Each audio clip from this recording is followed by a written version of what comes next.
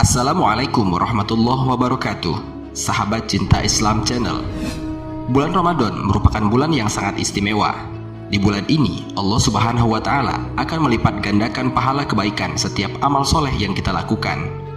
Di bulan ini pula, kita diperintahkan untuk berpuasa 1 bulan lamanya. Puasa Ramadan mulai diwajibkan kepada umat Islam pada hari Senin 2 Sya'ban tahun kedua Hijriah. Lalu yang menjadi pertanyaan adalah, mengapa bulan Ramadan yang dijadikan sebagai bulan wajib berpuasa bagi umat Islam? Mengapa bukan bulan-bulan lain seperti Muharram, Rajab atau Sya'ban misalnya? Mau tahu jawabannya? Tonton terus video ini hingga akhir. Namun sebelum lanjut, bagi yang belum subscribe, silahkan untuk menekan tombol subscribe terlebih dahulu, lalu aktifkan lonceng notifikasinya. Bagikan video ini kepada teman-teman kalian, agar lebih banyak orang yang mendapatkan manfaat dari channel ini. Dihimpun dari beberapa sumber, setidaknya ada beberapa alasan mengapa puasa wajib umat Islam ada pada bulan Ramadan. Pertama, bulan diturunkannya Al-Quran atau Nuzulul Quran. Para ulama berpendapat bahwa Al-Quran, kitab suci umat Islam, diturunkan oleh Allah Subhanahu wa Ta'ala pada tanggal 17 Ramadan. Hal ini sesuai dengan firman Allah Subhanahu wa Ta'ala, A'udzubillahi minasyaitonirrajim, Bismillahirrahmanirrahim.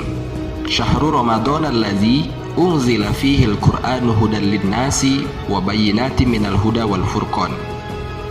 Yang mana artinya, beberapa hari yang ditentukan itu adalah bulan Ramadan, bulan yang di dalamnya diturunkan permulaan Al-Quran sebagai petunjuk bagi manusia dan penjelasan-penjelasan mengenai petunjuk itu dan pembeda antara yang hak dan yang batil.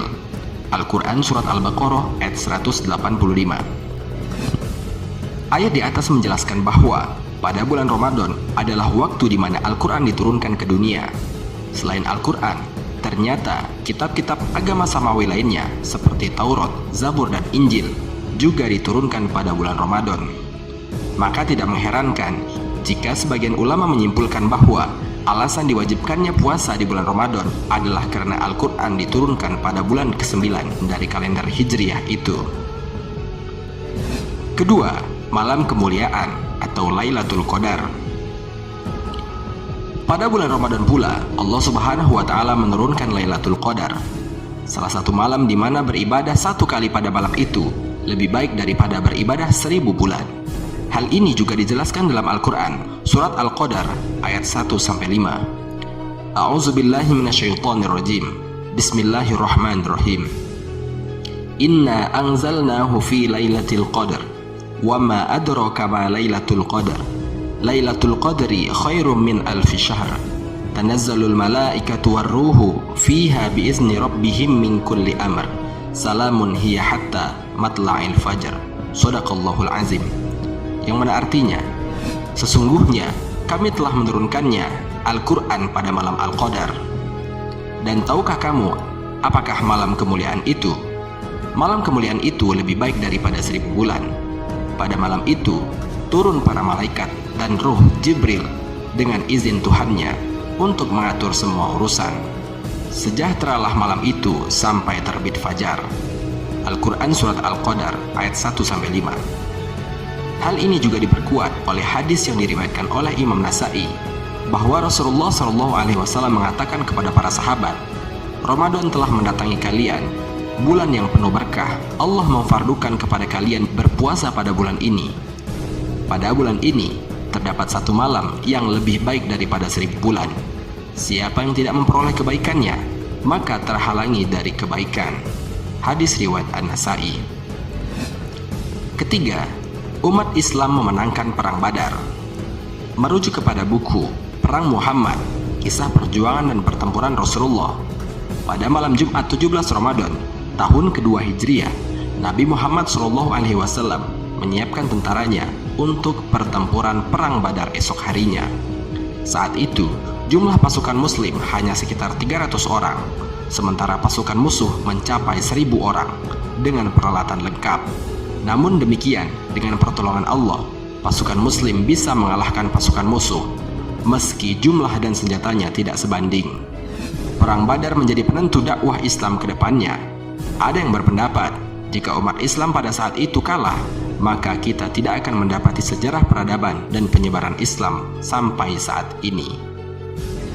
Keempat, pembebasan kota Mekah atau Fathul Mekah. Fathul Mekah terjadi pada 10 Ramadan abad ke-8 Hijriah. Peristiwa ini menjadi salah satu momen penting bersejarah dalam peradaban Islam, di mana 15.000 pasukan umat Islam dari Madinah menaklukkan Mekah tanpa peperangan dan pertumpahan darah. Proses penaklukan yang damai menyebabkan penduduk Mekah banyak yang masuk Islam. Bahkan elit-elit musuh Islam seperti Abu Sufyan, Ikrimah bin Abu Jahal, dan lainnya juga menyatakan diri memeluk agama Islam. Yang tidak kalah menarik dalam penaklukan itu, Nabi Muhammad SAW dan para sahabatnya menghancurkan berhala-berhala yang ada di seluruh penjuru kota Mekah. Bahkan dalam buku Muhammad, kisah hidup Nabi berdasarkan sumber klasik, Nabi Muhammad SAW memerintahkan semua penduduk Mekah yang memiliki berhala untuk menghancurkannya. Kelima, induknya para bulan. Ramadan adalah induk atau kepala dari bulan-bulan lainnya. Hal ini sesuai dengan hadis Nabi Muhammad SAW. Telah tiba bulan Ramadan sebagai induk bulan-bulan lainnya atau Sayyidus Syuhur dengan membawa berkah, maka ucapkanlah selamat datang sebagaimana kepada orang-orang yang mengunjungi kita dalam kerinduan. Ramadan merupakan bulan yang istimewa dan terhormat.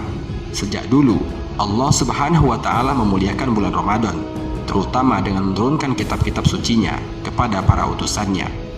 Di samping itu juga, ternyata umat Yahudi berpuasa pada bulan Ramadan untuk menghormati turunnya kitab Taurat.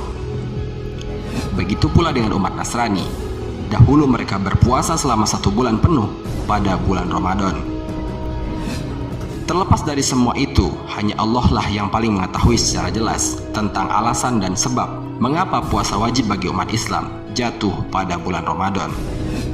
Semoga kita semua dipanjangkan umurnya oleh Allah Subhanahu wa Ta'ala sehingga dapat menjumpai bulan Ramadan tahun ini dan tahun-tahun berikutnya. Amin ya rabbal alamin. Wassalamualaikum warahmatullahi wabarakatuh.